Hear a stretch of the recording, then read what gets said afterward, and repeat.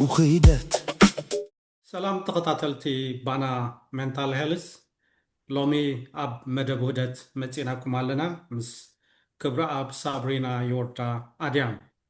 ሎሚ ንዛረበሉ ብዛዕባ ሕውየት ወይ ከዓ ብዛዕባ ሂሊን እዩ ኣብ ዝሓለፈ መዓልታት ብዛዕባ ዝተፈላለየ ኩነታት ዓመፅ ኩሉ ናብ ርእሲ ደቂ ኣንስትዮ ከምኡ እውን ኣብ ርእሲ ደቂ ተባዕትዮ ክንዛረብ ቀኒና ኣለና ሓደ ዓመፅ ምስ ሓለፈ ድሕሪኡ ናብ ሕውየት ገጽካ ክትመጽእ ከለኻ እንታይ ሽግራት እዮም ዘጋጥሙ እንታይ ክንገብር ኣለና ንዝበሃል ሎሚ ክንዘራረብ ኢና ከምዚ ዝብሎ ዘለኹ ዳርጋ ብዛዕባ ዓመፃት ክንዛረብ ቀኒና ኢና ኩሉ ዓይነት ዓመፅ ማለት እዩ ኣካላዊ ስነ ኣእምራዊ ቁጠባዊ ከምኡ እውን ፆታዊ ወይ ከዓ ወሲባዊ ዓመፅ ማለት እዩ ብፍላይ ዘቤታዊ ዓመፅ ክኸውን ከሎ ድሓር እቲ ኩነታት እንተ ተሰማሚዕካ ዲኻ እንተ ተፈላሊኻ ዲኻ ሰባት ካብቲ ዓመፅ ክገላገሉ ምስ ጀመሩ ቀልጢፎም ድዮም ዝሓብዩ ዝበሃል ሓደ ካብቲ ኣካታዒ እዩ ማለት እዩ ወይ እውን ይሓብዩ ድዮም ከ ካብ ዓመፅ ከተሓዊ ዲኻ ምክንያቱ ምስኡ ትራማ ካልእ ነገራት እውን ስለ ዝተሓሓዝ ክትሓውስ ትኽእል ዲኻ ዝበሃል ኣካታዒ ነጥቢ ይመፅእ እዩ ምክንያቱ ወዲ ሰብ ኩሉ ግዜ ብፍላይ ኣብ ርክብ ካብ ሓደ ርክብ ወፂኡ ድሓር ናብ ካልእ ርክብ ክኸይድ እውን ይደሊ እዩ ከም ኩሉ ግዜ እንሪኦ ማለት እዩ ካልኣይ ሓዳር ሳልሳይ ሓዳር ምናልባሽ እውን ራብዓይ ሓምሻይ ክመፅእ ይኽእል እዩ ግን ብፍላይ ድሕሪ ዓመፅ ዝመፅእ ኩነታት ኢና ሕጂ ንዛረብ ዘለና እስከ ሕውየት ክንብል ከለና መጀመርያ እንታይ ማለት እዩ ካብ ዓመፅ ከተሓውድ ኢኻ እስከ ብኡ ንጀምር እሞ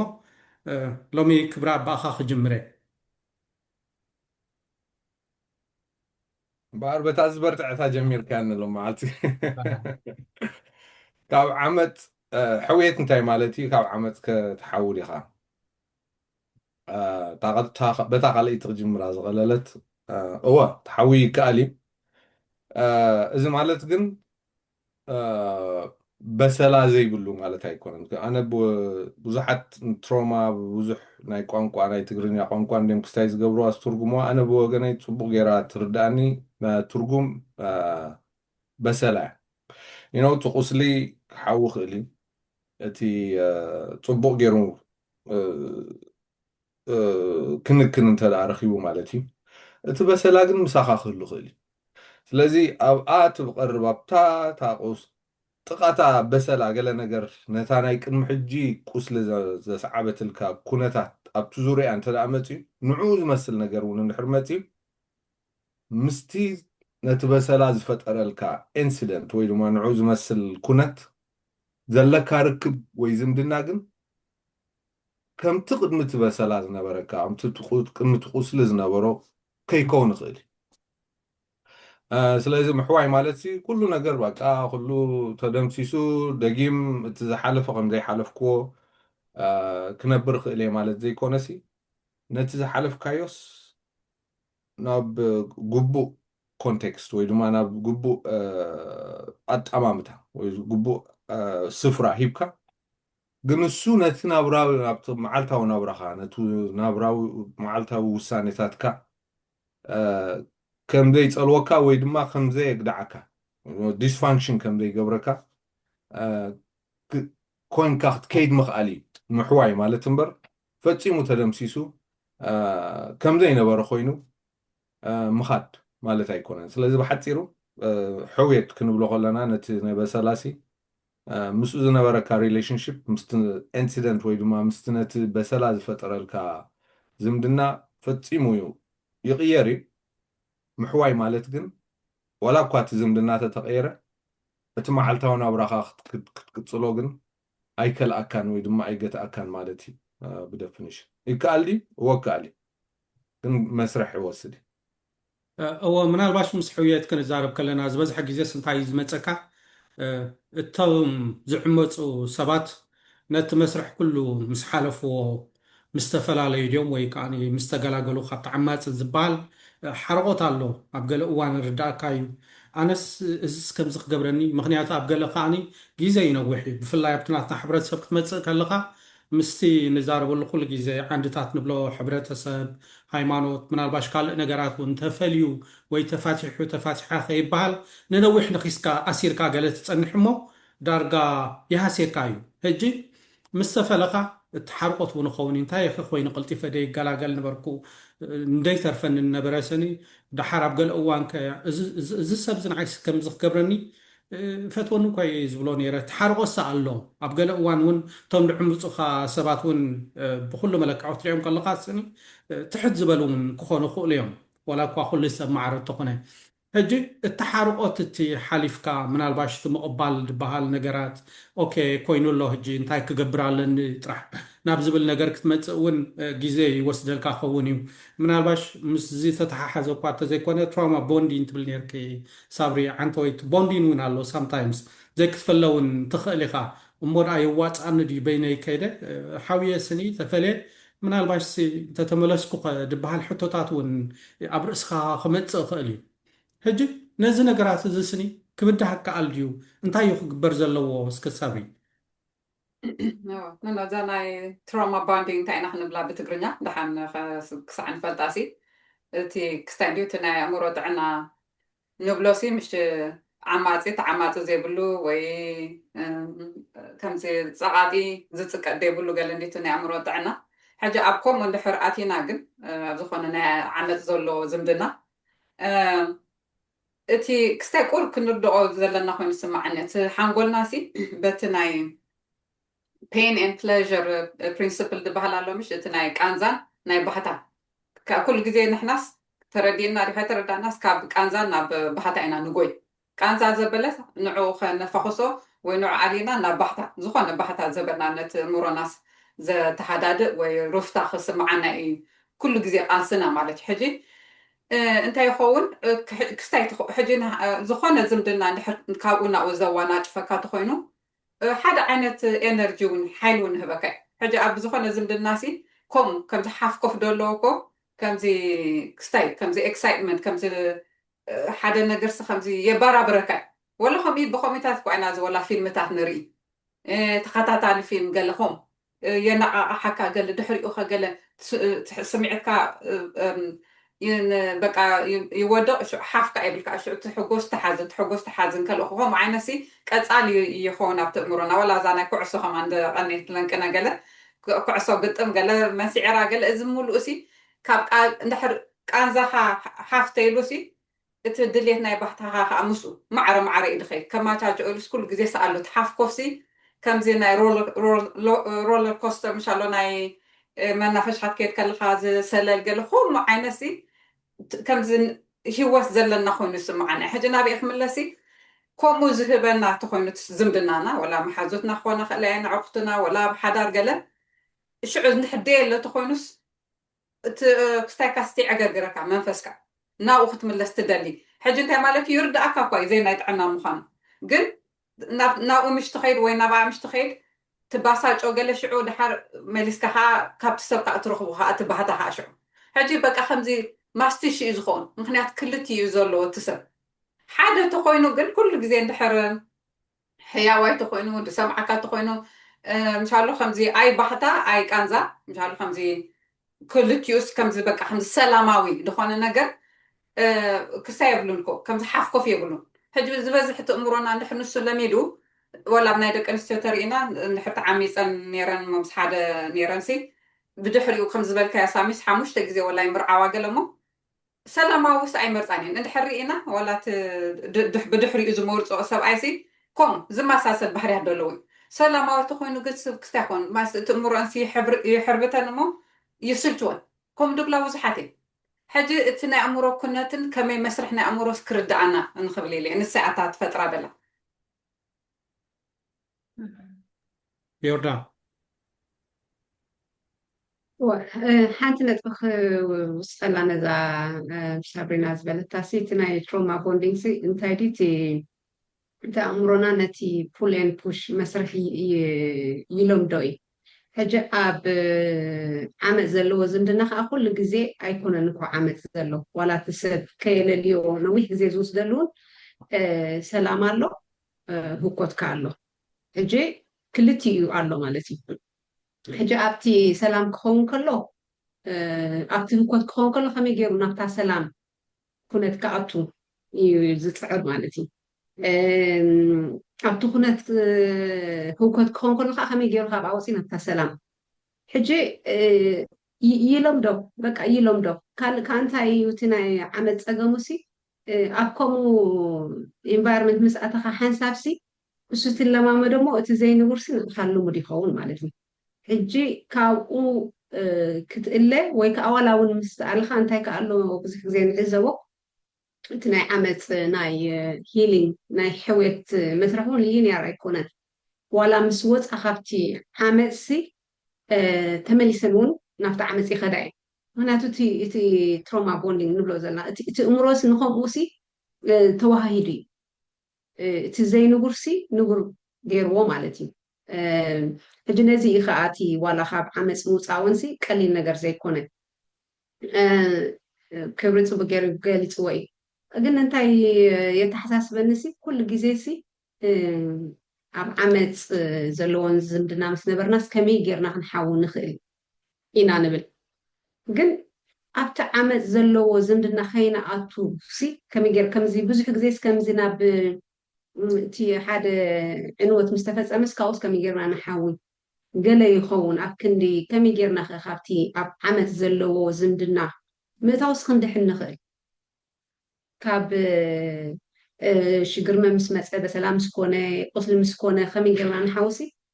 ኣብ ከምኡ ከይነኣቱስ ከመይ ጌርና ክንድሕን ንኽእል ዝብል ከዓ እንተንሪኦ ፅቡቅ ይመስለኒ ኣብቲ እንታይ ኢና ንብሎ ኣብቲ ፕሬቨንሽን ወይ ከዓ ኣብቲ ኣቐዲምካሲ ካብቲ ዓመፅ ሲ ከመይ ጌርካ ከተለልዮ ትኽእል ከመይ ጌርካ ካብኡ ካብ ኣብ ዓመፅ ዘለዎ ዝምድና ከይተኣቱስ ክድሕን ትኽእል ምክንያቱ ብዙሓት ደቅና ሲ ዓብያ ኣለዋ ገለ ሕጂ ካብቲ ሓደጋትስ ኣቐዲመን ከይተዓመፃ ክልዋስ ከመይ ገይረን እየን ዝድሕና ብደቂ ኣንስትዮ ገይረ ዝዛረብ ዘለኹ ኣብኡ ስለዝኮነት ዝበዝሐ ዝፍፀም ማለት እየ ወስኺ ኣበለይ ከመይ ጌርና ምክንያቱ እዚ ተዛሪብናሉ እንዲና ቅድሚ ሕጂ ሪሌሽንሽፕ ክንኣቱ ከለና እቲ ጥዑይ ዝምድና ሕማቕ ዝምድና ዝበሃል እንታይ እዩ ዝበሃል ክሳብ ኣብ መፃምዲ ምምራፅ እውን ተዛሪብና ነርና ኢና እስከ ኣዘክርና እምበኣር ከይነኣቱስ እንታይ ክንገብር ኣለና ሕሊፍ ኢልናዮ ምንታይ ክንከይድ ወቲ وحق خيخا قاليسن كفابيلنا نيرنا من البات بسفيح كم هويت نعم نسي كاب قوسل مسمات أنا حوسي كي نقصل سخن تايكن قبر لنا ينادلنا تجي اتي بليف سيستم كنرد أبد عمي عقداسي اتنا أمنو نجر الله كان عب خلنا سي كم قال انتاي تأمن تودون كعب خلو كم ودس ذا أمنو نجرات الله ሕጂ ዓመፅ ዝመፅእ ኩሉ ግዜ ከዓ ኣብቲ መሰረቲ ኣብቲ መሰረት ካብ መጀመርቱ እዩ እቲ ሓዳር ክምስረት ከሎሲ እቲ ሰብኣይ ኣነ እየ ሓላፊ ወይ ከዓ ኣነ ገባርን ሓዳግን ኢሉ ዝኣምን እንድሕር ኮይኑ ቦታ የብላን ክትዕመፅ ምዃናስ ጋራንትድ እዩ ዋላ ሓንቲ ከምዚ ዘማትእ ነገር ኣይኮነን ሕጂ እቲ ናይ መፃምዳ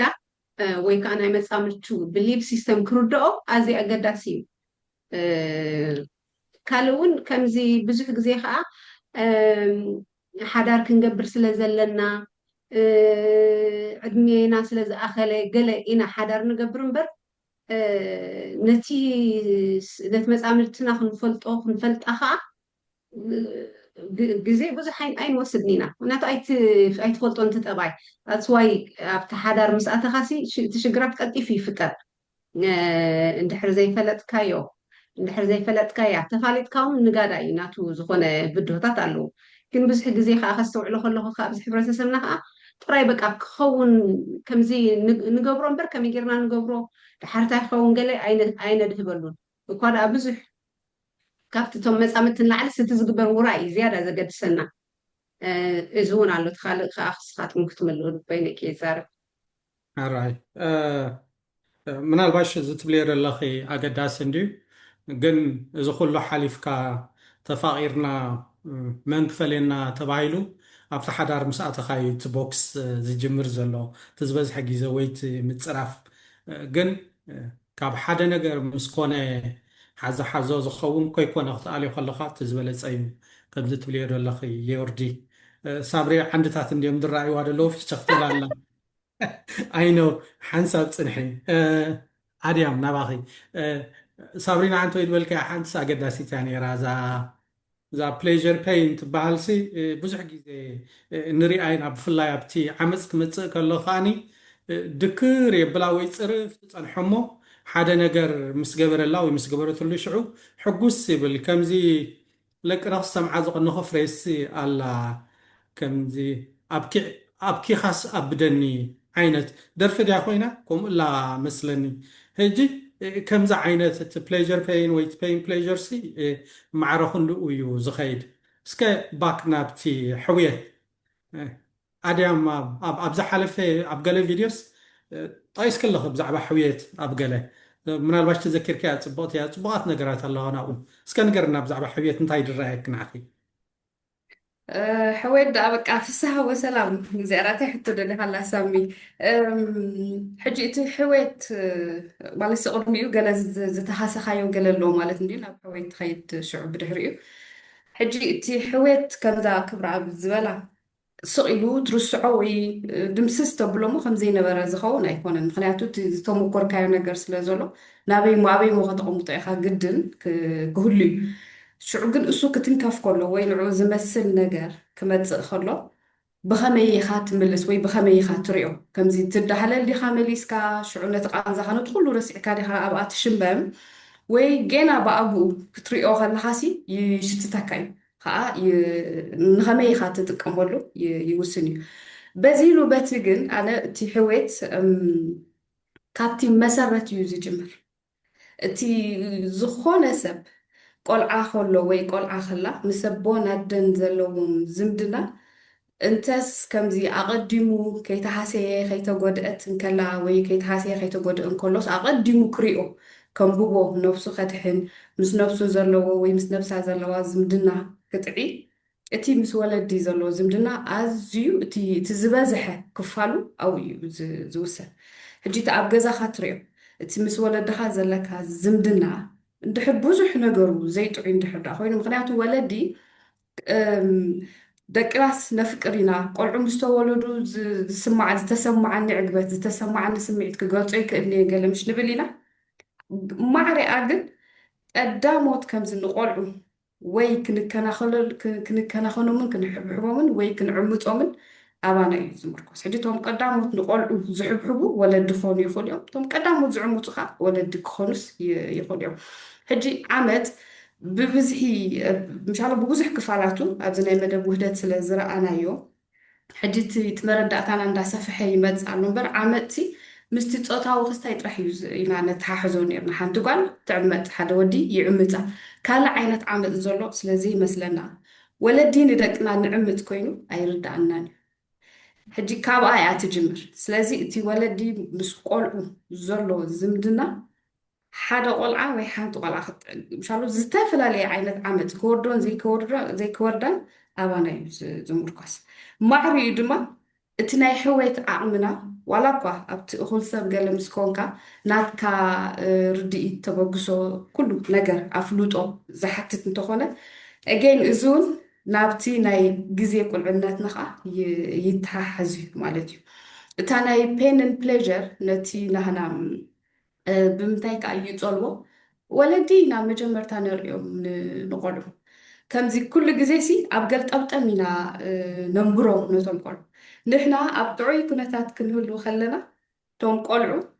فقرنا نريهم جزي نهبهم أدهبونا نهبهم اندحر أبدعي كنتات زي حالينا بزتفلا لي تعطي اندحر دا يسمعنا هاليو خاء نبتوم قلعو ننتوارو حجي اتي pain and pleasure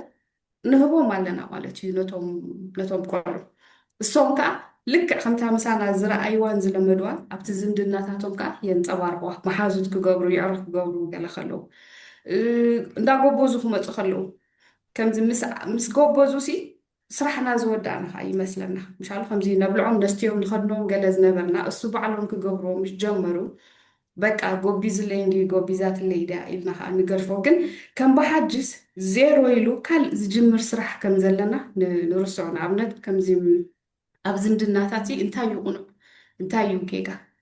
زخونة سب أبتزم دنا مساحة زولو ما مهارتخا ማሕዙትካ ገለ ፀቕጢ እንድሕር ከምዚ ስማዕካ ይገብሩ ሃልዮም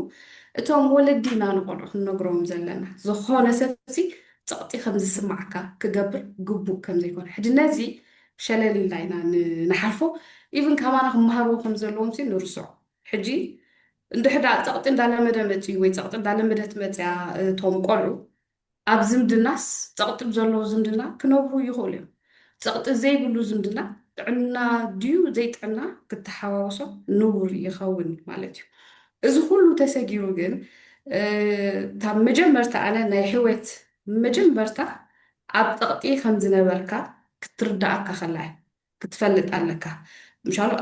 ትፅቀጥ ነርካ ዘይግባእ እትሕዝ ኣሎ ዘይግቡእ ነገራት ኣሎ ስለዚ እዚ ጌጋ እዩ ኢልካ ወይ ኢላ ምስ ተረዳእናዮ ኢና ሽዑ ሕወት ዝጅመር እየ ዝብል ብድሕሪኡ ናይ ምምዳብ ናይ ምልዛብ መገድኻ ናይ ምጥጣሕ እዩ ዝኸውን እቲ መስርሕ ማለት እዩ ንገሊኡ ሓፂር እዩ ንገሊኡ ከዓ ነዊሕ እዩ ኣብ ሕወት ዝዓበየ ክፋል ዘለዎ ኣብ ወዲ ሰብ ምትእስሳር ምስቲ ተፈጥሮ እዩ እቲ ተፈጥሮ ግን ኣካል ናይቲ ቀውስኻ እንድሕር ነይሩ ብኡ ክትሓዊ ቁሩብ ክስታይ ይኮነኒ ኢላ ክሪኦ ከለኹ ኣካል ናይቲ ቀውስኻ ተነይሩ ወይ ኣብቲ ናትካ ቀውሲ ወይ ኣብቲ ናትካ በሰላ ወይ ቁስሊ እንድሕር ደኣ ተራ ነይርዎ ኣይዶኖ ከምዚ ካልእ ክስታይሲ የድልዮ እዩ ዝበዝሕ ግዜ ግን ሓደ ሰብ ወይ ሓንቲ ሰብ ናብ ሕወት ክበፅሑ ከዓኒ ከምዚ ሓገዝሲ የድልየና እዩ ናይ ክኢላታት ድዩ ናይ ቤተሰብ ድዩ ምሻሉ ኣፍሉጦ ናይ ዝህበካ ብውሕዱ ሓገዝ ከዓ የድልዮ እዩ ዝብል መረዳእታ ኣለኒ ፅቡቅ እንዲ ዝትብልየ ዘለኺ ኣድያም ምናልባሽ ዓባይ ነገርሲ እታ ምቕባል እያ ኣብ ዓመፅ ከም ዝነበርካ ትዕመፅ ከም ዝነበርካ እንድሕር ፈሊጥካ ኢኻ ነፍስኻ ካብኡ ክተውፅእ ትፅዕር ወይ ክትሓዊ እትፅዕር ዝበሃል ነገር እዩ ሕጂ እንታይ ኣብዚኣ ትምፅእ ደላ መጀመርያ ንነብስኻ ስኒ ብፍላይ እቲ ዓቕሚ ኣዳም ዝበፅሐ ሰብ ባዕሉ እዩ ተሓታቲ ማለት እዩ ወላ እኳ ተዓመፅ ወሪድዎ እንተኾነ ይዕመፅ ከም ዝነበረ ተረዲኡ ካብ ተዓመፅ ከመይ ገይሩ ክወፅእ ከም ዘለዎ ተበግሶ ክወስድ ዘለዎ እሲና ንብል ዘለና ብካልኣይ ኣዘራርባ መስለኒ ግን ኣብዛ ሓደ እዛ ካልአይቲ ዝበልከያ ከዓኒ እቲ ናብ ሕብረተሰብና ዘሎ እቶም ዓንድታት እንብሎም ኩሉ ግዜ እቲ ሃይማኖት እቲ ሕብረተሰብ ምናልባሽ እቶም ካልእ ማሕበሪ ቁጥባዊ ኩነታት ንዓመፅ ካብቶም ቀንዲ ዝደፍኡ እሶም እዮም ማለት እዩ ሕጂ ነቲ ዓመፅ ሴሳሲዎ እዮም ክትፅመም ኣለካ ሓዳር ከምኡ እዩ ገለ ተባሂሉ ሓውኻ ድዩ ከምኡ እዩ ዝብለካ ኢሞስት ኬዝስ ኣዴኻ ከምኡ ትብለካ ኣቦኻ ከምኡ ብለካ እቲ ከባቢኻ ጎረቤትካ መሓዛኻ ገለስኒ ሓዳር ዳሞ ከምኡ እንዳበልካ ከምዚ ቀዳማይ ዝበለናዮ ሓዳርሲ ኩናት እዩ ዝበሃል ሓደ ኖርማላይዝ ዝኾነ ኣዘራርባ ኣሎ ወይ ርዱእ ገይሩ ዝተወሰደ ኣዘራርባ ኣሎ ዘን እሞ ልዕሊ ዓቕመይ ኮይኑ ተባሂልካ ምስ ወፀኻ ከዓ እቶም ናትካ ናይ ሓገዝ ኣካላት ዝበሃሉ ወይ ቶም ሳፖርት መካኒዝም እንብሎም እዚኦም እዮም እቲ ሃይማኖት እንድሕር ኮይኑ እሱ እዩ እቲ ቀሺ ተፀመም ዝብለካ ነበረ እሱ እዩ ክሕግዘካ ድፍትን እቶም ቤተሰብ እሶም እዮም እቶም ዕሩኽትኻ እሶም እዮም ስለዚ ስቲል ዊዝን ሓደ ሰርክል ኢኻ ዘለኻ ማለት እዩ እዚኣ እውን ምዛ ዮርዲ ትብላ ደላ ትሓሓዝ እንድያ ሕጂ ተኣፍልጦኻ ናብ ዓመፅሲ ማዕርክ እንደ እዩ ሓደ ካብቲ ንዓና ድሽግረና ደሎ ብሕብረተሰብና ይመስለኒ ሓንቲ ጓል ኣንስተይቲ ንኣብነት ኣብ ገዛ ሰብኣያ ንምንታይ ፀብሒ ከይስራሕ ክፀኒሕ ክኢሉ እንድሕር ፀፊዕዋስኒ ብዙሕ ሰብ 50 ሚእታዊ ዳርጋስ ከም ኖርማል እዩ ዝገብሮ ኣብ ገዛ ውዒላ ዳታ ኮይና ፀብሒ ደይሰርሕ እንታይ እሞ ጠፋ ቢልዋስ ኖርማል እንድዩ ዝበሃል ኩሉ ግዜ ወላ ኣብዚ ማሕበራዊ ሚድያ እንሪኦ ዘለና ኩነታት እዩ ሕጂ ኣየናዮ ዓመፅ ኣየናይ ዓመፅ ኣይኮነን ኣየናይ እቲ ናትካ ባውንድሪ ወይ ደረት ካበይ ሰብ ክሓልፍ ዘይብሉ ዝበሃል እዚ ኩሉ ግዜ ተኣካታዐ ዘሎ ንፅር እኳ እንተኾነ ግን እቲ ማሕበረ ቁጠባዊ እቲ ሃይማኖት ኩሎም ዞም ናትና ዓንድታትሲ ዳርጋ ከነፅርዎ ይከኣሉን ማለት እዩ ብለርድ ገይሮሞ ኣለዉ ሕጂ ነዚ ኩሉ እንድሕር ጠርኒፍናዮ እቲ ምቕባል ድሕሪ ምቕባል ከዓ እቲ ነብስኻ ንምሕዋይ ኢልካ ዝግበር ፃዕሪ እዩ ሓንሳብ ክሪኦ ከለካ ኣነስ ጃስቲፋይድ ዲኸ ምክንያቱ ስኒ ሓደ ሰብ ኣብ ክንደይ ሽግር ዝነበረ ብኩሉ ነገር ኣይዞሌትድ ኮይኑ ዝነበረ ዝዕመፅ ዝነበረ ብሓፈሻ ብፍላይ እኮ ደቂ ኣንስትዮ እንተኮይነን ተዓማፅስ ኣይዞሌት ይውስነን እዩ مسك تراخب يبلان تتراخيبها تعليلا حاجز كتركب يا ቁጠባ ብተኻለ መጠን ክትፅቀጥ ክትክእል ኣለዎ ኣሽንኳይ እሱ ዝእተወስ እሳ ዝእተወቶም ክንቆፃፀሮ እዩ ዝፍትን ብኩሉ መዳያት ነዛ ሰብ እዚኣ ክሓፅራ ይትፍትን ምናልባሽ እታ ጓል ዓማፂት እንድሕር ኮይና ከዓ ብተኻለ መጠን ንዕኡ ድምንሽ ትገብር ዘተሓሕት ዕሩኽትኻ ረእዮም እንታይ እንዶ ዝበሃል ንታሕቲ ክተውርዶ ኢላ እያ እትፍትን ዓብኢሉ ክዛረበሉ እውን ኣይክእልን እዩ ምክንያቱ ሰበይተይ ከምዚ ጌራት ንምባል ማዕርክ እንደይ ውርደት ምዃኑ ሕብረተሰብና ሩዲ እዩ ሕጂ እንታይ የኽብል ደለ እቶም ተዓመፁ ኮነ እቱ በዓልኻ ውፃዮ ዝበሃል ኩሉ ግዜ ስኒ ሓንሳብ ከቢድ ኮይኑ ይስማዓኒ ንዓይ እስከ ክብሪ ኣብ ናብዚ ያ ከምቶ ዝተባሃለት ምስ ብፍላይ ናይ ዓመት እልኦም ከም ዝብልዎ ኮምፕሌክስ ትሮማ እንዲ እንሻሎ እሱ ዓዳሊኻ እሱ ሶርስ ናትካ ውሕስነት እቲ ዓማፂ ንሱ ከዓ መሊሱ ዓማፂ ኢኻ ሕጂ እቲ ሪሌሽንሽፕ ከምዳ ዮርዳ ዝበለቶ እቲ ሓጎስ ካብኡ ኢኻ ትረኽቦ እቲ ዓመፅ ከዓ ካብኡ ኢኻ ትረኽቦ ሕጂ ኮምፕሌክስ እዩ ዝኾን ነቲ ክስታይ እቲ ሪሌሽንሽፕ ተሓላለኸ እዩ ዝኾን ሳብሪና እውን ገሊፃቶ ነራ እቲ ፕሌዥር ፔን ዶክተር ቫን በሰል ድዩ ወላ ዶክተር ጆን ጋትማን እውን ገሊፅዎ ነይሩ ምስቲ ኣብቲ the body keeps the score ኣብ ዝብሎ እቲ ዓመፅ ነቲ ናትካ ነርቨስ ሲስተም እንዲ ሕጂ ትራውማ ማለት ነቲ ናትካ ነርቨስ ሲስተም ቀይሩስ ነቲ ትርጉም ናይ ሴፍ ወይ ድማ ውሑስ ዝበሃል ነገር ካዩ ዝቕይሮ ዘሎ ሕጂ ምስኡ እንታይ እዮም ዝቕይሩ እቶም ናትካ ነርቭስ ከም ዝበለቶ ሳብሪና እቶም ናትካ ነርቨስ ሲስተም ምስኡ እዩ ክስታይ ዝገብር ሕጂ ሕያዋይ ጥዑም ልኡም ተደኣ ኮይኑ ኤክሳይት ኣይገብረካን ብዙሓት ደቂ ኣንስትዮ ድማ ካብ ዓማፅ ናብ ዓማፅ ዝኸዳቲ ኤክሳይትመንት ስለስእና እየ ሊትራሊ ኣራውዝድ ዘይኮና ደቂ ኣንስትዮ ኣለዋ ብሕያዋይ ሰብኣይ ምክንያቱ እቲ ነርቨስ ሲስተመን ኦልሬዲ ብሓደ ተዳፍኣይ ተሃራራማይ ተኻታኻታይ ገለ ምሻሎ እሱ ናብቲ ላዕሊ ኣደይብዎ ፀንሕ ሕጂ ነዞም ክብሪ ጨጓር ዳንጋ ጨጓር ዳንጋ ዝኾነ ወሳይ ዝገበሮ ንሱ ኤክሳይት ገይርዎ ንፀንሕ ሕጂ ኣብ ትሮማ ንዘሎ ሰብ ንዝሓለፈ ብመከራን ብመግደራን ንዘሎ ሰብ ውዛ ቆፅሉ ምርኣያ ሳንሰት ምርኣዮ ከመኢላ እዛ ፀሓይ ትዓርብ ኣላ ገለ ተልካዮ ንዓኻ ይስእምተካ እንተይተዚ ጥዑይዲ ገለ ብለካ እንሻላ ስለዚ ከዓ እዩ ዝመስለና ኣነ እዚ ልኡም ዝኾነ ዘረባታት ገለ በዓል ሳብሪና ደኣ ክትውስኸሉ ኣለካ እምበር ብዛ ልኡም ጥዑም ገለ ዘራርባ ይህከይት እንሻሎ ማዕስያቱ እዚኣ ገለ መለ ቆይ ቅተ ንውስኸላ ኣብዛ ዲስካሽንና ግን ዕስል ምበላ ነይሩ ምክንያቱ እቲ ነርቨስ ሲስተምና ኤክሳይትመንት ቁሩብ ተጣሚምና ኢና ኣብቲ ክስታይና እቲ ዝሓለፍናዮ መግደራታትን ትሮማ ዳትስ ዋይ እቶም ትጠጥዕሙስ ክስታይ ዘይግበር ዝኾነ ኮይኑ ናብኡ ሕጂ እንታይ ኢና ንብል ዘለና ትሮማ ነቲ ሪሌሽንሽፕካ እዩ ምስቲ ኩነታት ንተመክሮካ እዩ ዝቕይሮ ነቲ ናትካ ደፊኒሽን ናይ ሴፍቲ ዝቕይሮ ምሕዋይ ድማ እቲ ዝሓለፍካዮ ተመክሮ ድምሰስ ዘይኮነ ከምቲ ዝበልናየስ ምስቲ ዝሓለፍካዮ ዝነበረካ ተመክሮ ዘለካ ዝምድና እዩ ክስታይ ዝገብሮ ካብ ምንታይ ይጅምር ከመይ እዩ ዘለካ ዝምድና እንታይ ነይሩካ ዝምድና ሕጂ ገሊ እንታይ ይገብር ኣብዚ እንዲ ክስታይ ፅሒፍ ኣለኹ ገሌና ምስቲ ዝነበረና ተመክሮ ንክሕዶ ሕጂ ክሒትካዮ የለኹም ኣነ ስቑልኩም ኢኹም ትሮማ ወዲ ትሮማ ትብሉ ዘለኹም እምበር ዝብለካ ኣሎ ምሻሎ እዛ እዩ ዘምፃኹም ክስታይ እዚ ኣብቲ ዲናያል ዘሎ ክስታይ ወይ ድማ እቲ እምሮና ሓደ ሲስተም ፈጠር ከምዘይተፈፀመ ክሕዶ ማለት እዩ ስቲል ግን ኣብቲ ነርቨስ ሲስተምካ ግን ይሰርሕ ኣሎ ገሊኡ ካብኡ ትሃድም ልክዕ ነቲ ዝዓመፃ ሰብኣይ ዝመስል ክትሪኦ ከላ ሓደ ማይል ካብቲ ገዛ ወፂኣ ኣላ ንዕኡ ዘዘክራ ነገር ዘበለ ኩሉ ከይተረዳኣ ክስታይ ትገብር ማለት እዩ ኣብ ገሊኡ ምምኽናይ እዚ ክስታይ ንፈልጦ ኢና እቲ ስቶክሆልም ሲንድሮም ወይ ድማ ምምዚ እኳ ኮይኑ ክስታይ እንታይ ሞ ዘይገበረ ገለ መለ እንዳበልካ ከዓ ክስታይ ትገብር ኣብ ገሊኡ ከዓ ፊት ንፊት ምግጫው ትመፅእ ኩሉ ግዜ ናብ ኮንፍሮንቴሽን ናብ ገለ ትመፅእ ማለት እዩ ምሕዋይ ሕጂ مستزلكا تمكرو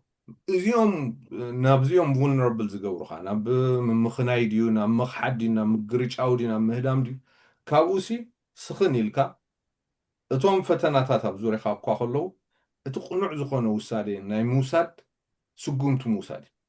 كم زبل كاي سامد ما ازق حجز دلي ان شاء الله انا نبعلي بايزو كل سب ثيرابيست لي زعمن انا وانا كل ناسي يدليناي قال مقطط امسد ليناي كلاتنا تتحقاقز يخاخون دالكا سو ترفدو بخمز زحلفنا بز عمت زحلفسي اي حلفنا نبلو كمان كندي قعقلتم كلو الناس لزغل بناي سابرينا قوانقوا كلاتنا منتالي خساي كنا نسلتو لنا بمتى نقبلها أبقى لكو سامع مساخ سابرينا ويلي ما كل يوم برا بقى لي سامعين لازم انت ياخذ لينا باك تو خساي حاجه زد ليني حدا انت يوت زحلفته مكرو كساب كندي نت نيرفس سيستم قيرو انت يخت ريسبونس نات تروما ريسبونسن بخميو يزغلت እሱ ከሎ ውሑስ ዝኾነ ስጉምቲ ንኽወስ ዳኸ እንታይ ክገብር ኣለዎን ናይ ብሓቂ ሓገዝ ዘድልየኒ ብጣዕሚ ሓገዝ ዘድልየኒ እንተ ደኣ መሊሰያ ማለት እዩ እወ ሳብሪ ድሓን ቀፅሊ نا انت كمت كل دبركم ماسي نعي بخم يدور دان نصور يدور نعي حانت جن ماسي او ترستخن اتو حج مالتي اكونكم جن باتي زرد انسي انت قالو بزعبه فرحن دينا نزار دلنا حج ولا ابكم مزلا قال سيت خوينا ابكم زمدنا وتبعت ابكم زمدنا ابكم حافكو فابنين نعمت انت عماتن زلو زمدنا ندحر لخوين حدا سبسي ابتخ عمت كلكو سمعوكو ايتقانزا دحر فرهلا فرهلا انت عز قبرو نابعي دخولو قال خمز كيك أدلاني كي موت قال حاجة انت هيك ولد ليسي تا يورداد بلكيا كان مزا أقارا قال إن شاء الله قديم كات قبرو قال كان مبتولا أنا عمت متوقعي ولا عمت من ساعة خاون قال سي انت هيك ولد ليسي نحنا زمدنا زلنا مسموت سخن تعرضو نمت ياكم تبدلو خسي مالس كم سنة تنسي موت يفرحنا يو بزعبا موت كاين زاربنينا حاجه انت مالتي اس كم تبت امورسي ولا يموت ستبلي حدنك نحن ان شاء الله خمس قراصنت قال نبلو انا بتنحنا قال لصاغسي كاب زعمسي ولا يموت قال حاجه مش من هاري تارمان بنا غزي ناي بارنت قال نسامش نصاتوت ماسحبتم كستايت كابت بارنت نصازوت اطم قال بزحت بالنيرا حاجه انت سي كاب باريا زخونسي موتي حشاني إلى بقى تكون تأمر رأسي نتصوري نموس أي فرحته كبارة محاسب وقحيب الجلهم حاجة أنت مالتي إس كوم عينت رديت كلونا دخل الكمسة مخناتو سي كستعنا نخون دلنا مالتيكو نتعمسي نساس لنا كي ترد أنا سلا نموت نفره حاجة نموت ولا قال درجة ما قال يكون نجلس نتموسي كلها نحن موت دينا وعنا حدينا جنس ديت فورو خدكم كلها تقطمو مالسي الكاس تقبلو مهناتو نخي موتو نخي قال لنا بالك خي ترد اكاس كم زبالك يا كبراسي تساسي احنا تعمز موت صباح مودك امس غوبوز اللي جلسي مستا مسموت تتحس كوي مسمعني نساخ اخ محبرته سبون كو موت انت تقول لي خي قال بقى ولا تار استخماسي ندحر موتي لا تزاري بس بقى حما افعل امصاتنا حجي سقبلي تفلي وقال كم ميتات سلازلو خانو عقور مساعات حيزي اخزار دلي إذا أحنتي من لالكي سابرينا أب كم درجة خيبت إحنا خب عمس كمصاين خلينا باي ذا واي تا ولا يموت تبل رديت كيبت حكا كاب عمس كتوصون أي تخلنيها فجس ساعات ما تصير جن أنت يخون أب أخذ بتحسي زمانات كوسري خيلي ساعتا شكركم برافتا مجرشتا نبتها رديت نساع اجي كم ذا زبالكيا مش تعمس كم ذا لخا كورس نفس خانديز نقركا كل جزي ابتي at the back of your mind ابتي subconscious نهناس زقمت نقرالو اجي ادميت كتقبرو اذا فرحكا كتأمونو يفرحكا بتعمي حجي تعمس كم ذا لخا كرد اكا يجمري of course جزي يوصلي ككمتي نايتهم عمت درجات مالتي قال يوم بزي ما تنسكيل فول يوم أزيوم كيلاتات يوم بس هنا تعمت كم زل خمس ترد أكا ولا يموت أبغى أمس بس حكت راح ختم اللي تخل ساعة أنا مودة ردي تبت حمالتي مخنياتو وقدمي وقت تفتن عندي خابز مسرح مش ولاتي بزح نسمع تازي حبرون أب عمل زلو سب كوسسي بوه بشوعة زي فتن مالتي تي زلو إيفيدنس سي شوعة زي هجي بزحي مالتي بمتنخا عزي بزح زي يوسد تانا متشرشة ولا يموت مخنياتو مويت كأها وندلخا زلخا رايز مثل كامبر مويت كأها مالتي سي فيزيكالي تموتن ግን تعماتس مول بمولي زقوط أصارك هيوتك بناتو قصائخات بناتو أمرو إخات نبر إذا زبلكياتا كي تردأك كاناي عمس مساسي مخانك بدعم يخبيت توم عمس تيكوز نبروكو نحنا سلن تحواوروني هجنتا يخونسي كابت فرح زتلعله نسخا يخاكو تكالخللو نسخا نجزا رسخا ندات عمس كخل نسخا يخا تكالخللو منو كم زدو حق يري إلو لخو خم زدو سمع لخو تيلو مخاس نسخا يخاناتهم طبقا نسخا يخا تكالخللو معناتو فرحي قالو ناي وش تفرحي أبتا ولا يموت بالدرجة والثانية نسبة حقا خافتا عمس كتم تغل anyway بزحي مسرح دكايد تأتو توصي ولا بأكل تريكونس بحسب خون خليه وقال يوم بأكل له مالتي ديك زي وصاخ ديك زي من لسا بزح نجار يخون أبكو مسرحي خا بزحت أب عمل زنبراون زقطها لا مالتي حجي انت لو جنسيتا كم ايلكا مسوس اخاون قليل يكون انتنا عمص عنوت معرخ ندي كم زهونسي انتي يخون اتي feeling of guilt and shame سي امرونا يسبيك أصازرو تحويل زد ليكون لوي حجي مش نسخة عميس كايخا خالي يدل عماتي انت يخون حجي امرونا سي نايت عمات بوتا يوسد نسو بقى اتي حفرة تقبلنت نسي سي من بار دخل اكاشف كم ذا سامع انتو اذا قالت كايا فولي حرق انا له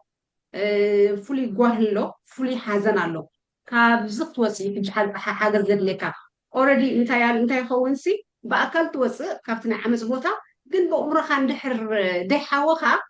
أكل كايو الجسمبر تي emotional سي exit أجبركان تي سمعت كخلص أي وزن أي حوين that's why كأنتي تا نحويت مسرح مش صبغير كاجلس كبري that's why حجتا كتنبر تمعلتا ونابرها تنبرسي لا تشجر كاتنبر مالتي أجا أريامينا صبت لا تبريزل على تأفلطو ياكو خبايا تجمر تحويتسي كنا أفلطوس كنا بولنا كم زت عمزنا كنا إمنا لنا خبايا تجمر معناتو عمز كم قليل لا يكونن كم زمي بيختزارو بلي قليل that's why أبقى يوسي بعد خاون كتقبر زي تخيل نايكي إلا فات حاجة زد ليكا مزاز بالكا خبر حاوي ترابي سيد ليكا خيلا زكونا بروفيشنال ولا حنتي كسمعيكا دي فردكا خمس زي بلكا بقول خاين رسعي تحبرت السبنا خا بزح زي بحالينا نبل نتي بزح زي بحال بزح نورسي كم نور غيرنا يوم مليسنا إنا نتي عمات السب ولا حنتي نبلونينا نتي استعمت إنا معت نور دلو تتقبر نيركا خمسة ساعة زخون أب كم درجة ساعة زبتصح ويك أب قلقليون مستي عماتي قطعرو خانا بعماتي ملسخاون بزح نقر له حجي قلي لا يكون انتنا حويت مسرح قل بتا أفلطو اندحر جمير ناس نساس عباي نقريا بدحر أفلطو مسابنا عامت سمزو مخنياتو عامت سي تعامت انياي responsible for it السخي تستعمصت هيكونتن جيجنيا تستعمصت سي كله لبا قلبا جلس لزهبوت از كله عمص وريدوا كمو خاي خخون زغبو جن عماص سلازرخبت يام نساغر سلازكونت نسال باس لزهابت جلا ايكونن تيجيغا ابز خاسي هجي زند حر تردينا نتكوننتنا خنقبلو نابتخال مسرح ناي حويت كنحلفون يقليلي ስለዚህ ነቲ ናይ ዓመፅ ሓላፍነት ዝስከም ተዓማፅ ጥራሕ እዩ ትስተዓመፅ ኣይኮነን استعمتس كحجز رأى يقبو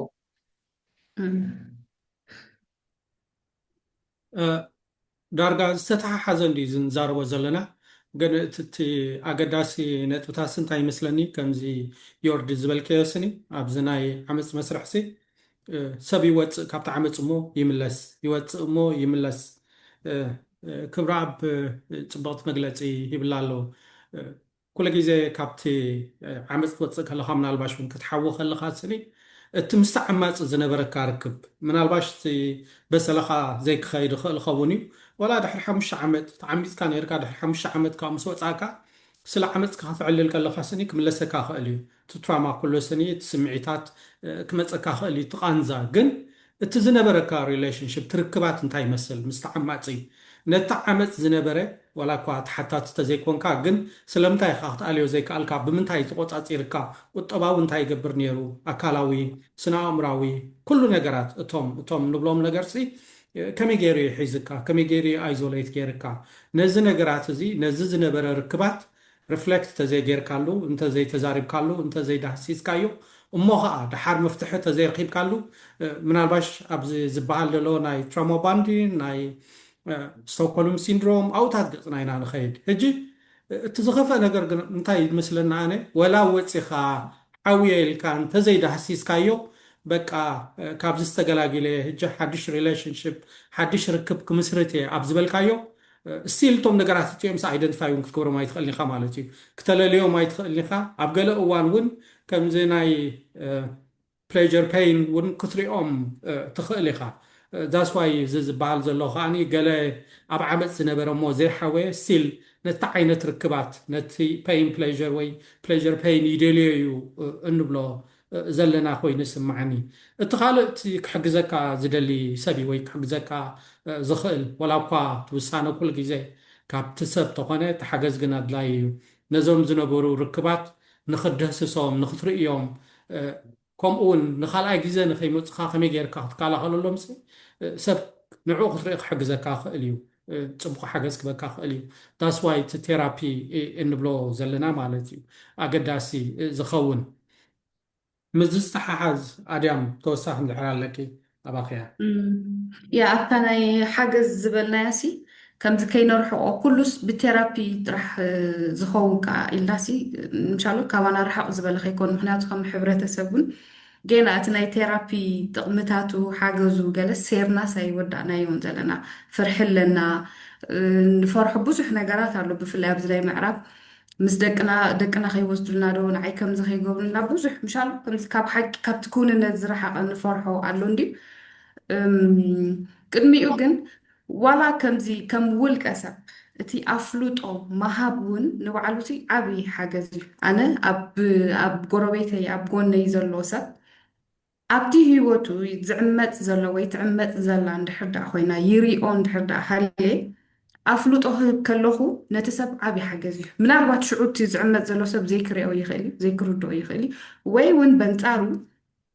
መረጋገፂ ክኸውን ይኽእል እየ ኣነ ሕጂ እቲ ከም ውልቀ ሰብ እውን ንፈርሕ ኢና ብሰንክና ተሓዳር ፋሕ ከይብል ሕጂ እታ ጓል ኣንስተይቲ ትዕመፅ ከም ዘላ ንርኢ ኣለና እዚ ጌጋ እዩ እዚ ዓመፅ እዩ ብምባልና እቲ ሓዳር ፋሕ ከይብል ወይ እውን ሽዑ እውን ሓይሊ ረኺባ ድያ ወይ መረጋገፂ ረኺባ ወይ እውን ትወዲ ፋሕ ተይሉስ ተሓተት እዩ ዝመስለና ሕጂ እቲ ኣብ ነቲ ቁኑዕ ምባል ነቲ ጌጋ ምባል ንባዕሉ ሓገዝ እዩ ኣብቲ ቴራፒ እውን እኮ እቶም ክኢላታት እቶም ሞያውያን ነዚኦም ዘረጋግፁልካ ኦፍኮርስ ክኒኡ ዝኸይድ ካብኡ ዕሙቕ ዝበለ ዝገብሩልካ ሓገዝ ንክትሪኦ ዝገብሩልካ ኣሎ ግን ዋላ እኮ ባዕልኻ ኢኻ ትሪኦ ከምዚ እዩ ከምዚ ኢኻ ገለ ምሽ ኣለዉ ኣብዚ ኣይዶኖ ዝብሉ ኣይመስለንን ክትሪኦ ባዕልኻ ሞ ናብቲ ውሳነኻ ንክትበፅሕ ምስ ነብስኻ ንክትዕረቕ እዮም መገዲ ዝኸፍቱልካ ስለዚ ከም ውልቀ ሰብ ኮይና እውን ኣብቲ ጎንና ንዘለዉ ኣፍልጦ ብምሃብና እውን ከምዚ ዓብ ሓገዝ ንገብር ዘለና እምበር ናብ ሽግር ነእትዎም ዘለና ኮይኑ ከይስማዓናሲ ከረጋግፅ ዝደሊ ሕጂ ሓንቲ ሓሳብ ድኹስኸልኪ ኣድያሚና ኣብ ርእሲ እዛ ዝበልክያሲ ብጣዕሚ ኣገዳሲት ካብ ውልቀ ሰባት ሓሊፉ እውን ብደረጃ መራሕቲ ሃይማኖት ክገብርዎ ዝግባእ ኢለ ዝሓስቦ እዩ እዚ ሕጂ ኣብነት ሕጂ ሓደ ካብቲ ናይ ዓመፅ መስርሕ ምናልባት እኮ ኩሉ እቲ ዲቴይልስ እንታይ ክኸውን ኣሎ ትገዝኡ እቲ ሰብ ኣገደይ ክንፈልጦ ንኽእል ኢና ግን ሓደ ካብቲ ናይ ዓመፅ መስርሕ ርኡይ ዝኾነ ካብ ኩሉ እዩ ዝንፀር የለን ኣብ ዝኾነ ነገር ትሰብሲ የለን ሕጂ ቁርብሲ ደሃይ ናይቲ ሰብሲ ክንገብር ንኽእል ዶ ብሕልፊ ከም መራሕቲ ሃይማኖት መን እንታይ ይኸውን ኣሎ ገለሲ ደሃዩ ክንገብር ንኽእል ዶ ከምዚ ዳርጋ እቲ ገሊኡሲ ክሳይ እውን ኣየድልዮን እዩ ከምዚ መረጋገፂ እውን ኣየድልዮን እዩ እንተደኣ እዛ ሰብ እዚኣ ወይ እዚ ሰብ እዚ ኣብ ኩሉ ንሕር ደየለሲ ደሃዩስ ክንገብር ንኽእል ዶ ገለ ነገር ይኸውን ከም ደሎሲ ምልክት ክኾነና ይኽእል ዶ እታ ተነፅሎ ካብ ኩሉ ዓባይ ምልክት ሬድ ፍላግ ናይ ዓመፅ እያ እዚኣሲ ሓላፍነት ኣለና ናይ ሓወይ ሓላፍነት ኣለኒ ናይ ሓፍተይ ሓላፍነት ኣለኒ ኣበይ ኣሎ ሓወይ ኣበይ ኣላ ሓፍተይ ኢልና ደሃይ ምግባርሲ ንኽእል ዶ ኣብዚኣ ሓንቲ ክወስኽ ናይ ዮርዳ ማዓሪ ወለላሲ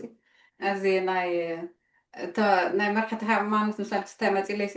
እሶም ዳ ነታ ዓንድ እንዲዮም ግዲ ደሳሲዩ ደለዎ ነገር ሕጂ ነታ ዓንድ እንዲዮም ደሳሲዩ ዘሎ ንቐፅል ሕጂ ቁሩብ በርበረ ገለ ክእትወላ ኢለ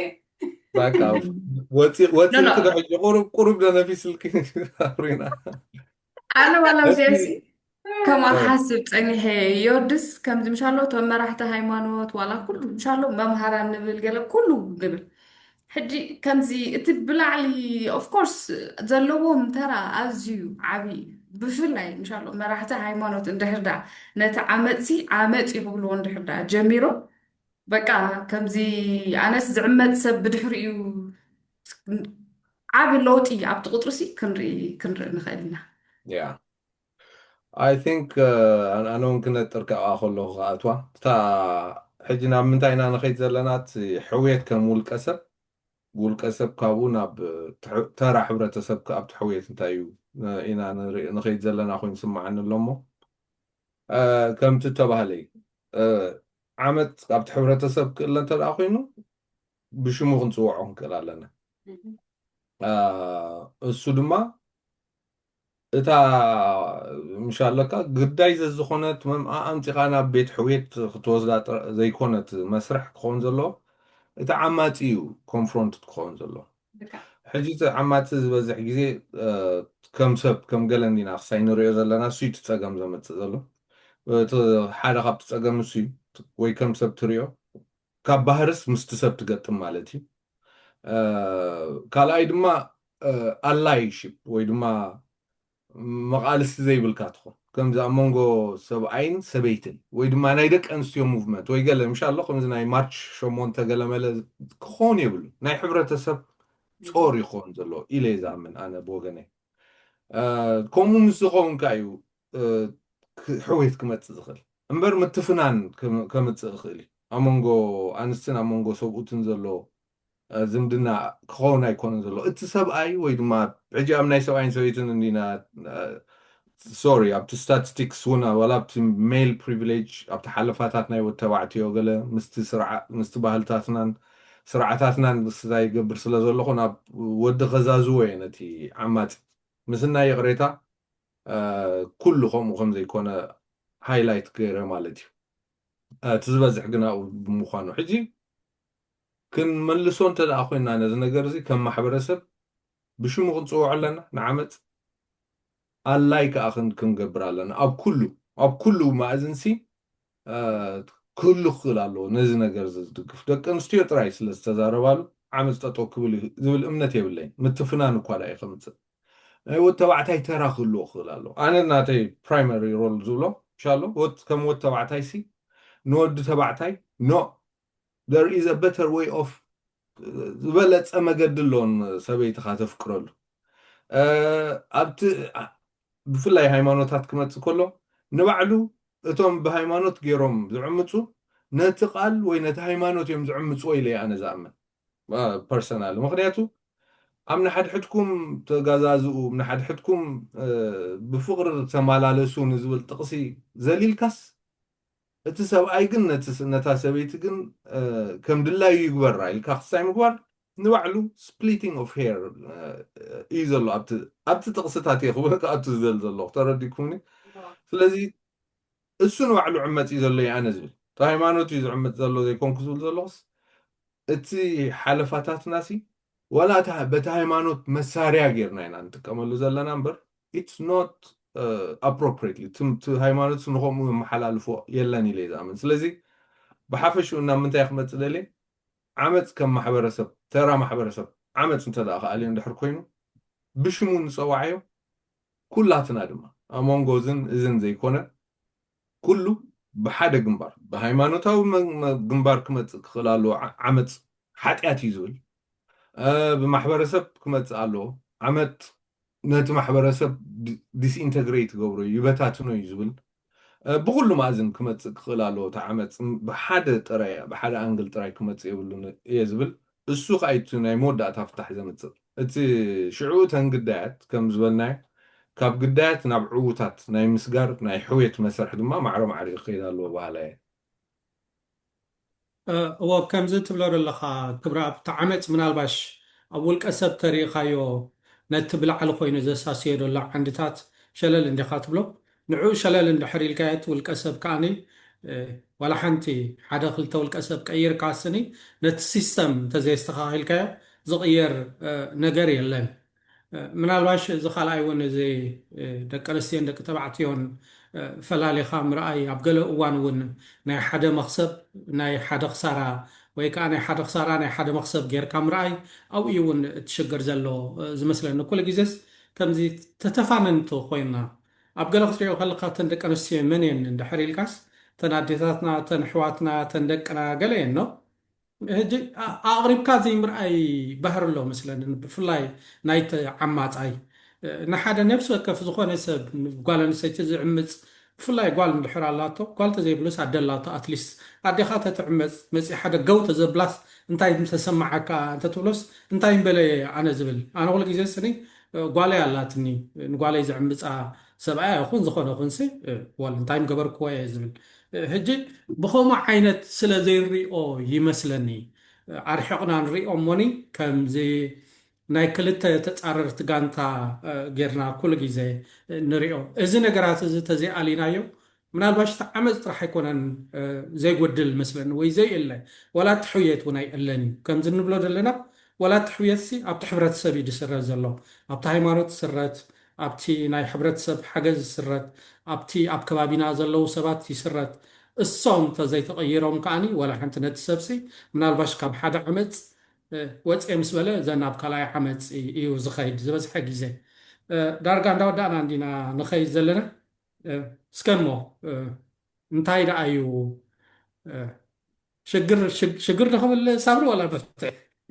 ኣጃ ክቐልጥ ይበሎ ኣጃ ሓደሲ ክሳዕ ኩሉ ድ ኣሳራጤካ ሳም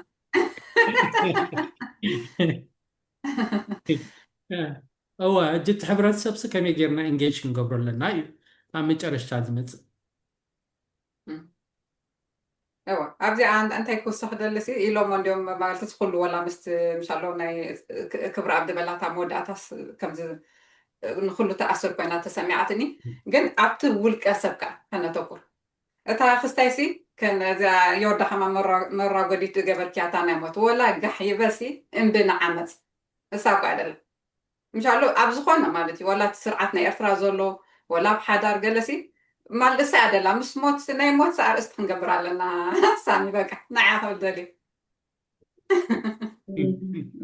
ኣብዚ ናይ ወልድሽ ሰሎሙን መፅሓፍሲ ኣብቲ ክጅምር ከሎ እንታይ እዩ ዝብል ኣብ ለንደንሲ ከምዚ ናይ ሞት ካፌ ብኣጋጣሚ ሳብኡ ከይደ ገለ እዩ ዝብል ብዛዕባ ሞት ገለ ዝዕልልሉ ማለት እዩ ንሓነ ጂ ዳይቨርት ከይገብራ ቀፅሊ ኣድያም ያ እቲ ኖርማላይዝ ምግባር እዩ ኩሕዲ እቲ ዝዓበየ ክስታይ ዘሎ ሓደ ነቲ እቲ ኖርማል ክኸውን ዘይግብኦ ኖርማል ንገብሮ እቲ ኖርማል ክኸውን ዝግብኦ ከዓ ከምዚ ዘይኣንፈቱስ ነትሕዞ ንኣብነት ሕጂ ብዛዕባ ሞት ክትዛረብ ባህርያዊ እዩ ምክንያቱ እንድሕር ደኣ ዝኾነት ጓል ኣንስተይቲ ሓሪሳሲ እንኳ ሓጎሰኪ ገለ ትብል ተኾንካ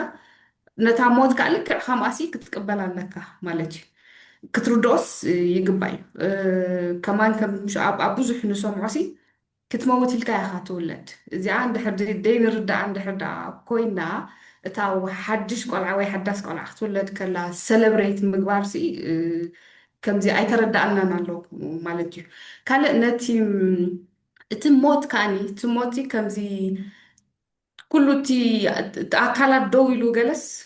ትንፋስ ምስኣን ጥራሕ ከምዘይኮነ ከዓ ክንርድኦ ከምዚ ካብ ክዕመፅ ክመውት ምሽ ክንብል ፀኒሕና ግን ኣነስ ቅድሚ ኣላ ክንብላ ዘለና ኮይኑ ዝርዳእኒ ከዓ ካብዚ ዝኸፍእ ሞት የለን ምባል እውን ተድልየና እያ እታ ዓመፅ እንድሕር ዳኣ ተፈሊጣትና እዚ ጌጋ እዩ እዚ ዓመፅ እዩ ካብ ዝበልናላ መዓልቲ ሕወትና ኣብ ምስ ትጅምር ኣብ ኣሽዑ ካብዚ ዝኸፍእ ሞት የለን ክንብል ኣለና ልክዕ ከምዚ مش أماوتاي كي خف إلو بزح سبب تنقع نجارات له الساوس تأماوتا خام مخفى مخانا نحدا تردي أتناون كما قد حويت ناسي ترخم يا خويني زرداني ومن الباش عينة تبل أي كلام درف ذكر كني من الباش جنا بكن بموت نزاربسي بيوت مزراب له أي محشنان كم زي deficit thinking كوينو كم زا الله واي زريتو صح لا دليل كوينو يجي نايموت نجار بزح نجار على هذا كابت كل جزء عايز جر من نسني كريشن وام قال يقربوا مش نحنا بزوتها قلب لهم نخاط لهم كيان تعزيزهم سي يخدو نعبزلهم يخدو ما لسه أطلقات كوينس عيش قبل كاس تايم وديك أطلقاي أبكن دبع الخاب قد قعدت بعيد كا قال خيدك مسو أو تأطول لسني عيش تبلو موش أطلقا ذنب على شو قعدت تقول قعدت عن حدا القوي أما إلكاكو سامي إلكاكو تسفى سلزلا كوا حجنا عقو عتا قد قعدت كخبلو كبلك تسفى يلن أو تسفى يلن أبزز بلو دلوخ أنا تسفى يلن أبز حدا جن تسفى سلزلوين تسفى الله سلزموسلو يسفهم زقبر تنارس قلتي أتن حدين بين أبروش تقبرني مبر في اللي I think I'm that كحسبة ونصني حين كسي تباشيني غمزي تنقص نبرلو نايب حق تنبرلو تدلي علامة تخط موتلون تهبو علامة تن غزاب ولاون تموت كنت تبلو علامة خان نايب حق تنورو علامة مالتي كم زي إن شاء الله باشين جو اللو مالتي إن شاء الله أبي تاي تتيب أو يموت قلنا لبهال مش حجي نخط موت الكازي على شو الله قامسو أبكندتي ملكات موس أبكندتي ملكات موس تك على سكا exactly تك على سولي خا كساب موتي تك على سولي خا تي it shows نتنبرو له ذلك علاماتي أيوة حق ملو هيوت كاتبه خمس الله خاي زرقين مبر بزي أبي لنا موت تخين لا موت لا قد كيتوني موتون كله إن شاء الله سلازي تي purpose ترايز يكونس تي passion نايت purpose إذا نصبر موت بقى ما يقدر دي أتني حمبر خمس رأس قتلت أي مثلا ساورينا ولا أنا يورد حسب جنيا حدا تي منالباش تي وصيت ناي حويت ونكون خاليو توصيت ناي حويت حدا خاني تي اكتيفيزم دون نبلو نخالوت كتحجز يلكا مسعري مثلني انا حاويه كابزي نجر تجلاجيله مسبلكا كالوت سبات كما يكون يبلومني اذا انا زحلفكو كحلف يبلومني ابز بالكونتات كنت غيري قاشعو منالباش ابزي قال نحرال لكن حسب هبالو موني بزغيرنا كنود نلوم يا أنا انتهي ببالكم مثلك سامي عمسي أبتحت زغونة يكون كنتات كنتصاور يبلنا كنتصاور يبلنا بفتم مغنياتو كلناسي زقتلنا زي منم كومبرومايز كنقبرو لزقبأنا قدا يكون أزي خبيدي جيت مفتيحات بزح تزاربنا دينا تخالق مفتيح عمس إلى الحسبه كافتي تعمص زلها بوتا مرحقي مكانيك 80 ديجري تهدم عليك انتايو من البات بزاقات امي تقسكبلوسي بزح غزي انتاينا نحسب وي كعتبرونا خمي يحسب كم زينة عماص سبسي بقى عدل كبو لومي صباح غير خون دحر صباح غير خون دحر ورحي دحر نعمتا قال تي امرنا بزي متاني ريزنينج دفوتو جاستيفيكيشن قال ملك ግን ኩሉ መፅናዕታ ዝሕብሮ ከዓ ዓመፅቲ ከም ዘይቅየሩ እዩ ሓንቲ ኣጋጣሚ ዝቅየሩላ እንተደኣ ይዕምፁ ከም ዘለው ተኣሚኖም እሞ ሓገዝ ናይ ክኢላታት እንድሕር ረኪቦም መቸስ ሚእቲ ዝበሃል ስለዘየለ ኣስታት 1% እዮም ክቅየሩ እንተኽኢሎም ንሱ ከዓ ነቲ ዓመፆም ኣድሚት ዝገበሩ ወኣነ ዓማፂ እየ ክብል ዝኽኣለ ሕጂ ክዕመፅ ኣይሚን እቶም ዓመፅቲ ክቅየሩ ኣይንፀበ ከምኡ የለን ክሳብ ሕጂ ከምኡ የለን ስለዚ እቲ እንኮ ኣማራፂ ካብቲ ናይ ዓመፅ ቦታ ምርሓቅ እዩ በቃ ብየማን እንተሃልዩ ናብ ፀጋም ክትሃድም ኣለካ ፀጋም እንተሃልዩ ናብ የማን ሕጂ ካብ ዓመፅ ነምልጠሉ እንኮ ኣማራፂ ክንሃድም ኢና ዘለና ምናልባት እንታይ ኣሎ ከምቲ ዝበልክዎ እቲ ፍርሒ እንድዩ ብዙሕ ግዜ ዝሕዘና ኣብ ዓመፅ እንድሕር ነዊሕ ፀኒሕካ ከዓ ሓደ ካብቲ ንእምሮካ ምብዳህ ዝኣበይካ ፍርሒ እዩ ብርቱዕ ፍርሒ ኣሎ እሞ እንታይ ክገብር እሞ እንታይ ክበልዕ እሞ እንታይ ክሰቲ እሞ ደቀይ እሞ ከምዚ ከንብሎ ነገር ኣሎ እቲ ዝገርም ነገር ግን እቲ ዘሎ መርትዖታት ከዓ እቲ ሰብሲ ካብቲ ዓመፅ ወፂኡ ሕውየት ምስ ረኸበሲ ብዘይ መጠን ዘይተዓደነ ዓቕሚ ስትሬንግስ ከም ዘለዎ ካብቲ ዝነበሮ ናጋስ ፍሎሪሽ ገይሩ ከም ዝነብር ኢና እቲ ዘሎ ሓቅታት ከዓ ማለት እዩ ስለዚ እቲ ኣብ እምሮና ዝመላለሰናስ ፍርሒ ክውንነት ኣይኮነን ሕጂ ከምዚ ክንሪኦ ከዓ ፅቡቅ ይብል ምስታ ፍርሒ ከዓ እታ ምቁፅጣር ከዓ ኣላ ሕጂ እንድሕር ደኣ ምስኡ ሃሊኻ ማዓሲኣቱ ማዓሲ ይወፅእ ገለ ኩሉ ስለ ትሪኦ እቲ ኩነታቱ ስምዒታቱ ኩሉ ነገራቱ ክትሪኦ ስለ ዝኽኣልካ እቲ ከምዚ ከተጉድሎ ትኽእል ኮይኑ ይስማዓካ እዩ ሕጂ ካብታ ከይተሃድም ትኽልክለካ ፍርሕሎ ምስኣ ከዓ እንድሕር ተኣሊኻሲ ማዓሲ ይመፀካ በየን ይመፀካ እውን ኣይቆፃፀሮን እየ ዝብል ኣተሓሳስባኻ ኣብ ብዙሓት ካብ ዓመፅ ዝወጣስ ከምዚ ሓደ ካብቲ ነዊሕ እዋን ዝወሰደልኪ ገለ ክትብለን ከለኻስ እንተሃለየ ኣብታ ገዛ ምስኡ ክቆፃፀሮስ ይኽእል እየ ወይ ከምዚ ካብቲ ዘለዎ ኩነታት ዝተፈላለየ ጥበብ ገይረስ ከድሕኖስ ይኽእል ኮይኑ ተረዲእኒ ይብላኻ ግን ሓዲመን ምስ ወፃ ግን ዋላ ኣብቲ ውሽጢ ከለዋሲ ሙሉእ ምቁፅፃር ሙሉእ ኮንትሮል ከም ዘይነበረን ይርድአን ማለት እዩ ሕጂ ነዚኣ ከዓ ክንሪኣ ሳብሪ ዓመ ወልሓንቲ ክእሲ ንስ እዩ እቲ ዮርዳን ኣድያሚናን ብስርዓትን ገሊፆንኦ ዝምላ ይብለኝ ክብራ ባእኻ ጀሚርና ባእኻ ክንውድእ ሰብኣይ ምዃን ክጥዕም ብሰብኣይ ዝወግሕ ሰብኣይ ወግሕ ሰብኣይ ክሳብ ዝበና ቆርሲ እቲ ፕሪቪሌጅናስ እንጠቐመሉ ድኣ ኖ ኣነ ከምቲ ኣቐዲሞ እውን ዝበልኮ እዚ ናይ ሰብኣይ ሙቭመንት ክኾን ዘለዎ እየ ዝብል እዞም ብዝያዳ ሰብኡ ዝሓበርዎ ነዘርእስቲ እዚ ካብ ምትፍናን ርሒቑ ናብ ምትዕራቕ ናብ ምሕዋይ ከም ማሕበረሰብ ከም ማሕበረኮም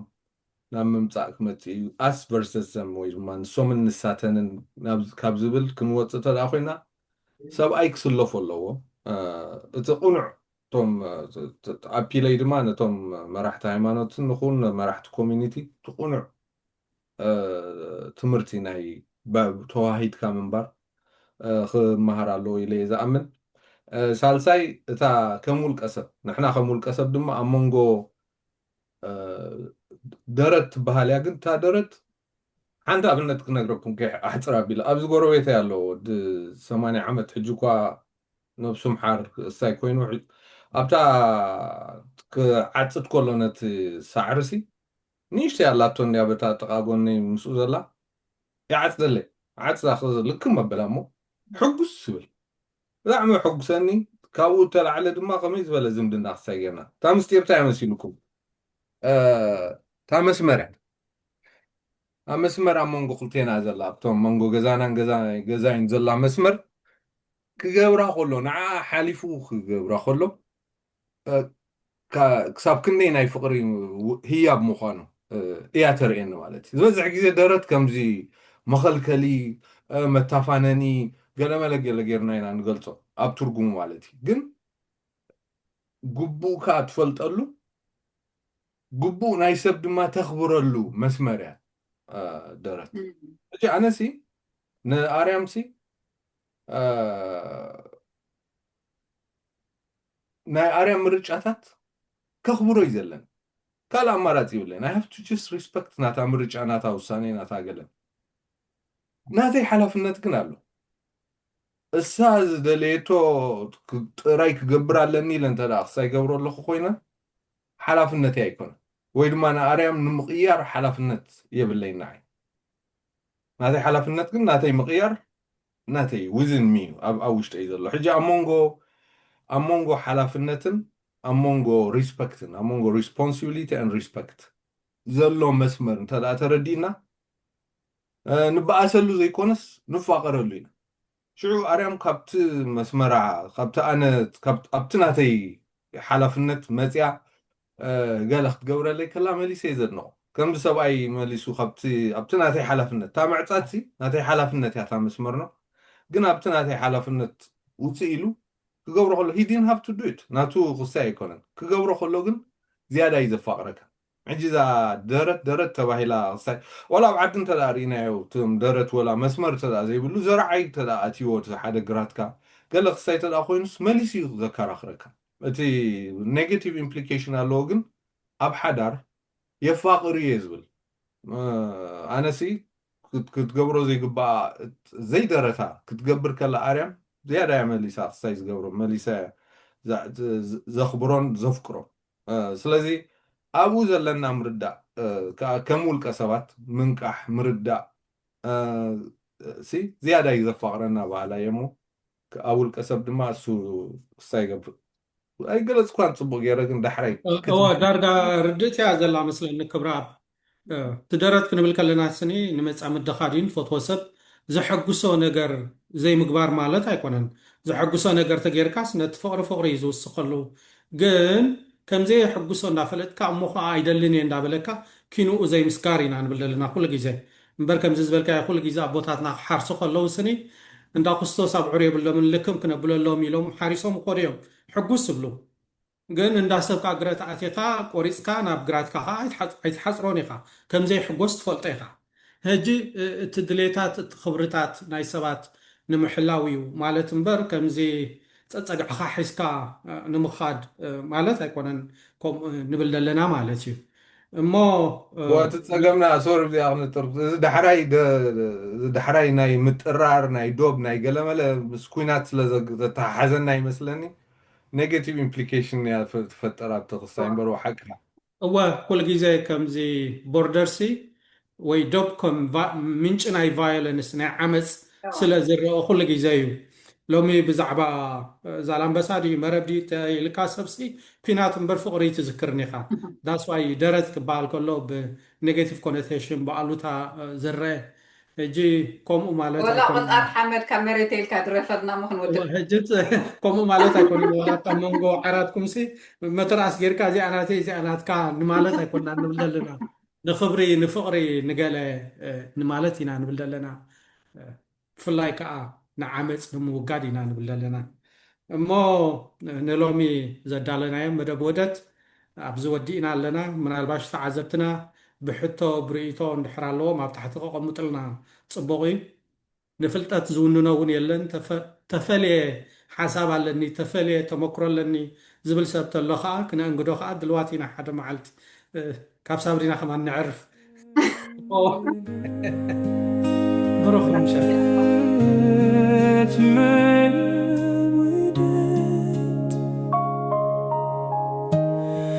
مدد